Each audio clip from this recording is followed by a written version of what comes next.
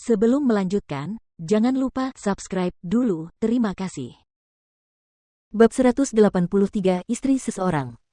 Pada pagi hari berikutnya, Ningsi mengenakan gaun merah muda-muda dengan sepasang sandal putih bertumit rendah. Ia memakai riasan tipis dan meluruskan rambut ikal alaminya, membiarkannya terurai di bahunya. Seperti biasa, ia mengenakan jepit rambut merah muda berbentuk hati di kepalanya. Singkatnya, ia tampak seperti istri yang baik. Lu Tingqiao sedang duduk di sofa dan membaca koran. Ekspresinya sesaat menjadi kosong ketika dia melihatnya. Pakaianmu. Jika tidak menghadiri acara khusus, Ningsi biasanya mengenakan pakaian yang sangat sederhana dan kasual.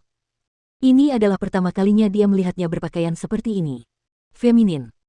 Ningsi melompat-lompat kegirangan di depannya. Bagaimana? Bagaimana? Bukankah aku terlihat seperti istri seseorang? Saat menatapnya, mata Lu Tingqiao mengandung makna yang lebih dalam, sangat. Istri seseorang. Dua kata itu sangat indah di telinganya. Hehe, baguslah. Aku tidak akan tertipu jika pergi ke pasar dengan penampilan seperti ini. Ningsi menganggukkan kepalanya dengan puas. Aku berangkat sekarang. Saat dia mencoba melangkah, dia mendapati kakinya tidak bisa digerakkan. Harta karun kecil berpegangan erat pada kakinya. Ningsi tidak tahu apakah harus tertawa atau menangis ketika melihat aksesoris kaki barunya. Sayang. Kenapa kamu bangun sepagi ini? Harta karun kecil mengusap matanya yang masih mengantuk dan merentangkan tangannya untuk menunjukkan bahwa ia ingin dipeluk. Melihat penampilannya, Ningsi tidak bisa menahan diri untuk tidak menggendongnya. Aku hanya pergi keluar untuk membeli beberapa bahan makanan. Aku akan segera kembali. Harta karun kecil terus berpegangan erat pada lehernya. Bisakah kami ikut denganmu? Pada saat itu, Lu Tingqiao bertanya dari pinggir lapangan. Ningsi berkedip, kalian juga ingin pergi? Kita bisa mengajak Little Tracer jalan-jalan, usul Lu Tingqiao. Dari samping, harta karun kecil mengangguk sekuat tenaga. Ningsi menggaruk kepalanya, tentu saja boleh. Hanya saja pasar basah itu mungkin agak kotor. Tempat yang akan aku kunjungi bukanlah supermarket. Itu pasar besar yang agak jauh. Makanan di sana paling segar. Baiklah, ayo pergi. Lu Tingqiao meletakkan korannya dan mengambil kunci mobil. Sama seperti ini, perjalanan solo Ningsi menjadi perjalanan 3 orang dengan sanggul kecil dan sanggul besar.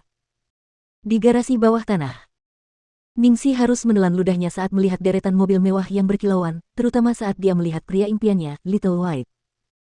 Ketika melihat Ningsi sedang menatap mobil sport Bugatti berwarna putih, Lu Tingqiao bertanya, bagaimana kalau kita kendarai yang ini? Ningsi tersadar dan segera menggelengkan kepalanya, tentu saja tidak. Kita hanya akan pergi ke pasar basah. Mengendarai mobil sport akan terlalu berlebihan. Apakah kamu punya mobil yang lebih sederhana?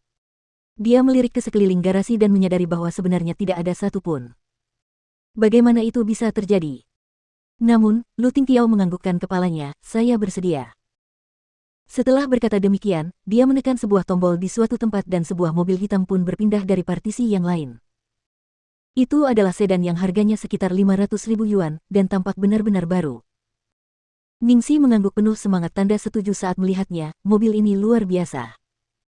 Akan tetapi, mengapa mobil Lu Tingqiao terlihat tidak pada tempatnya di sini? Seolah tahu apa yang dipikirkan wanita itu, dia menjelaskan, ini sudah dipersiapkan untukmu saat pertama kali kau datang. Kau hanya belum pernah mengendarainya sebelumnya. Jadi ini adalah sedan yang telah disiapkan Lu Tingqiao untuknya saat itu. Melihat ekspresi Lu Tingqiao yang sedikit putus asa, Ningsi merasa seolah-olah dia telah melakukan kesalahan besar dan bergegas menjelaskan, itu karena biasanya lebih nyaman bagiku untuk naik kereta bawah tanah, aku bahkan bisa menghindari kemacetan. Setelah itu, dia segera mengganti topik, ayo cepat pergi. Kalau kita menunggu lebih lama lagi, hal-hal baik akan diambil. Kalau itu terjadi, performaku akan terpengaruh.